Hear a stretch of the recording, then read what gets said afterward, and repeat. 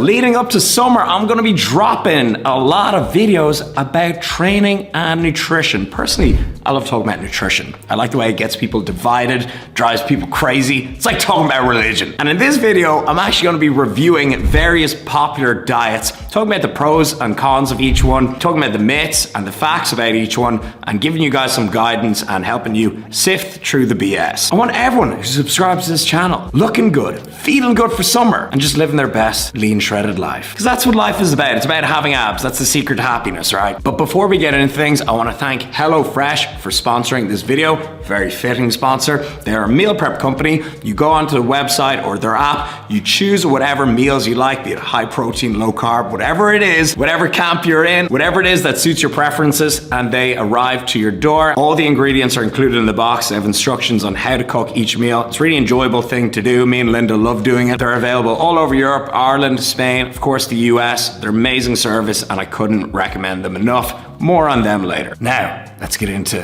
the diet talk. First of all, why does any diet work? I thought this was common knowledge, but in recent years, I've seen so much misinformation online that apparently it's not. Every single diet, no matter what it is, vegan, 6 meals a day, intermittent fasting, typical bro meals, whatever it is, they all put you in a calorie deficit. That is the one thing that every single camp can agree on, and is the one thing that is proven by science that you need to be in a deficit to lose body fat. So now that we have that out of the way, let's delve into the different diets that you've probably seen online. So first up on the dietary hit list is the ketogenic diet, which, funny story, it's actually the first diet I ever followed. So when I was 18, I was going on a trip to Ayia Napa. If you know, you know. It's a place where young people go to commit sin. So I was going to Ayia Napa and I wanted to look lean. And so I said to myself, okay, I've seen it online, people just cut out carbs. So that's what we're gonna do. Now, it wasn't a full proper ketogenic diet. A proper ketogenic diet is when you go little to no carbs and you increase your fat intake quite high, and also your protein intake is usually classed as moderate. Now, I just did pretty much all protein and a lot of eggs, so it was by default a ketogenic diet, but I kind of didn't plan it out to be a ketogenic diet. Either way, I saw a lot of results in terms of losing fat, and the reason for that is because it, of course, put me in a calorie deficit. It also had me eating a high protein intake and lifting weights, which are kind of like the three main things you need to do. Now, that is not going to optimize your body composition, because if you cut out carbs completely, for me especially, I do well on a high carb diet, training tends to go to shit. So I lost a lot of strength in the gym, but I just didn't care. I just want to get lean and have abs, and I looked pretty good for, you know, an 18-year-old, and I went on my merry way to Ayia Napa. Of course, when I went, I stopped the ketogenic diet, and that's one of the cons that we'll talk about today, is it's not sustainable for the most part. If you're having alcohol or even sauce on some of your meals,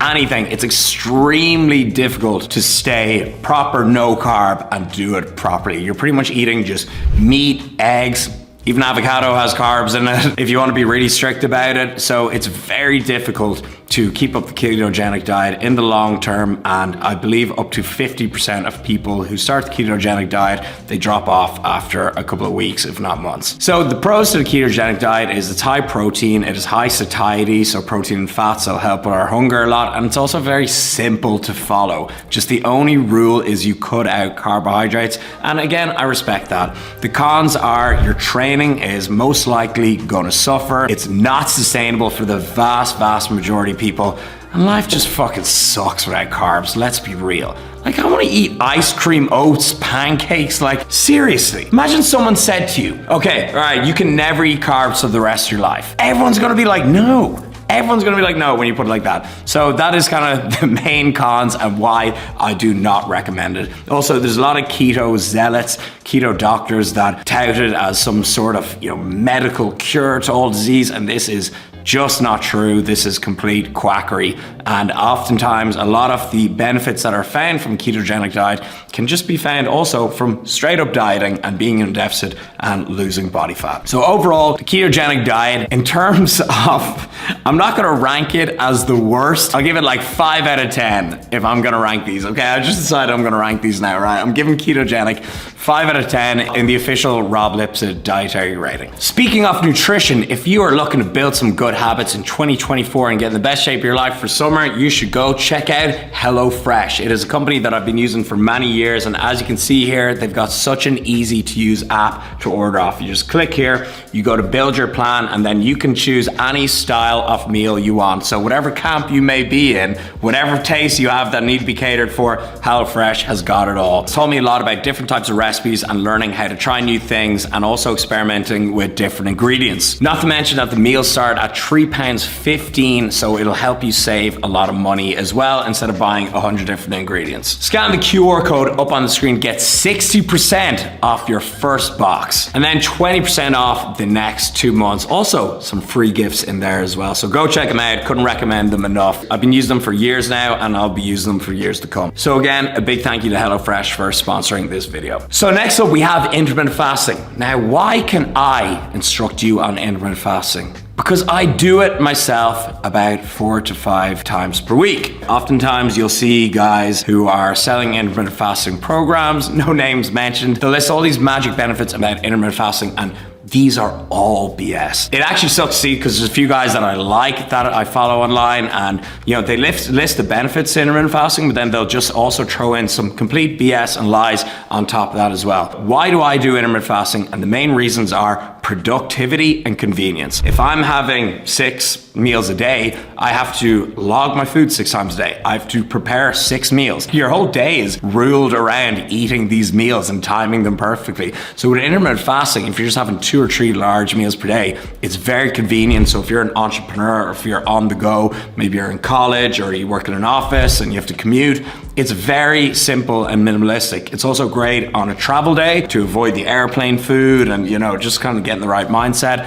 It's just a really simple diet to follow, and you only have to log on to MyFitnessPal or the game plan, whatever you're following, 2 or 3 times a day to track your meals. So it's extremely convenient. Another reason I do it is for mental clarity. And now there's not much science or magic going on here. It's just common sense. If you wake up in the morning and smash back a full Irish or Christmas dinner worth of calories, you're gonna fall asleep. You're gonna feel sluggish, tired, bloated. I actually like doing these videos fasted because my face looks sharper. Like, there's some days where I'll do like a podcast or a video and I'll have like a big salty meal beforehand. I'll go record and my face, the whole shape of it looks completely different, okay? And so I like to do intermittent fasting just for those main 2 reasons: convenient and productivity. You feel mentally sharp. And now another huge benefit of intermittent fasting is that you get to eat like a king, okay? It doesn't really feel like you're dieting. You're in a deficit, but because you're reducing your meal frequency, you get to eat like 2 or 3 massive meals per day. I have gotten shredded eating like pancakes every single day, massive oat bowls, froyo. You can essentially eat whatever you want while you're intermittent fasting. So that is a huge benefit. It's really good for cravings, because something I say to myself is I just go, okay, the next day if I'm craving something, I just go, I can fit it into my diet. And even if I'm like finish my calories at the end of the day, I can just be like, oh, tomorrow I'll just I get to have these 2 massive meals. One of them is going to be the thing I'm craving. They're the benefits of intermittent fasting. The cons are, sometimes some people just don't like it, okay? A lot of people they're not able to do it. They need something in the morning, which I think a lot of it is in their head, but look, different strokes for different folks. But in terms of cons, there's not that many. Apart from a lot of people in the industry claim that it has magical benefits, like promotes autophagy and it increases your insulin sensitivity and that it boosts your growth hormone. It's like, bro, you're acting as if you're like pinning GH into your stomach. It is not going to make a measurable difference on your growth hormone. People even go as far to say as intermittent fasting increases your testosterone. This is just nothing to suggest that. Like, that is just straight up not true. So there's a lot of BS claims that come along with intermittent fasting. But overall, I'm going to give it, on the Rob Lipsett hierarchy of diets, I'm going to give it a 9 out of 10. I think a lot of people, they could do with, having a smaller breakfast, especially in Irish culture. We always have the big full Irish in the morning. But I'm going to give it a 9 out of 10. I do it myself, but I really want to stress the amount of bro science around it, and that it's really nothing magical. And if you were just in a 500 deficit, eating 6 meals a day, 500 deficit fasting in the morning, fat loss is gonna be the same. So next up, we have the Carnivore Diet. And this actually spurred me to make this video, okay? This, in my opinion, is almost as bad as veganism. In the last 2 years, it has become the most prominent diet online, probably because of guys like Liver King going completely viral. It's convincing. I'm gonna actually start with the pros behind it. But this has been probably the biggest source of misinformation and bro science that I've seen online. So, first of all, what is the carnivore or Paleolithic diet? And that is when people, kind of as the name suggests, stick to diets and foods that they would only find in caveman times, okay? So even though there's virtually none of them, so that's like the first thing that is nonsense. But stuff that is just all organic, little to no processing, and a lot of raw food as well. What's wrong with that, Rob? Nothing. And so this diet is, when I see a lot of the dudes with the wooden boards, you know, flashing their abs and having all their food on a plate, like, I actually really like the meals, and all the meals are really nutrient dense. And I think, like, if a lot of people ate this way, by default, they're going to just follow a better diet anyways, and they're gonna get good results, and their health's gonna improve. They're probably gonna improve their body composition as well. So what's the issue? What's wrong? It's when you start demonizing certain foods that are absolutely fine to consume. When you start getting this holier than thou attitude and telling people, hey, you can't eat that. Hey, that's a conspiracy theory. The government's trying to make you weak and keep you down. That's when it all just gets completely wacky. But overall, I do like the diet. It's high protein, nutrient dense, but then it just starts demonizing certain things. Like, I had some guy on Twitter the other day being like, why are you eating oats and salads? I'm like, bro, I do so much worse on the weekends. You're actually coming for my oats and salads? Like, I literally knock back 5 whiskey sours and a large pizza and a kebab, and you're saying oats and salads are my problem? Please. It's when they start going in on foods that are absolutely not only perfectly fine, but literally healthy, that just, it becomes a complete fad diet that is just packed full of bro science. But overall, like, I eat a lot of meals. Like in the morning, you know, I love steak and eggs and avocado, or for lunch, and you know, that's technically a carnivore meal. So I'll eat a lot of these meals myself, but I just don't think there's magical benefits to it. So out of 10, I'm gonna give this 8 out of 10. I like it. I have a lot of friends that eat animal-based, and they understand that it's just like kind of an easy rule to follow. It's nothing magical, but there's just a lot of people like the Liver King and other guys like that just kind of ruin it for everyone, and they start demonizing healthy foods. Next on the list, we have low-fat diet. This one is kind of gone in the 80s. Okay, this was really popular in the 80s, and where this came from, there was some terrible studies on cholesterol that are just not true, terrible studies on eggs. Eggs are one of the healthiest, most nutrient-dense things you can eat, nature's multivitamin, as I call them. Thankfully, this is pretty much gone. Like, if anything, it's the opposite. People love talking about how healthy fat is, and they kind of hype it up a little bit, and they kind of forget that, like, there's still a lot of calories in fat. Like, there's 9 calories per gram, and sometimes people will eat such high fat foods they'll put them out of deficit. Overall, the low fat diet, I think, has more or less completely gone. So overall, the low fat diet, if I was to rate it, I'll probably give it 2 out of 10. If you go 0 to low fat, you're gonna absolutely wreck yourself. You're gonna get so fed up with your diet, you're gonna get burnt out.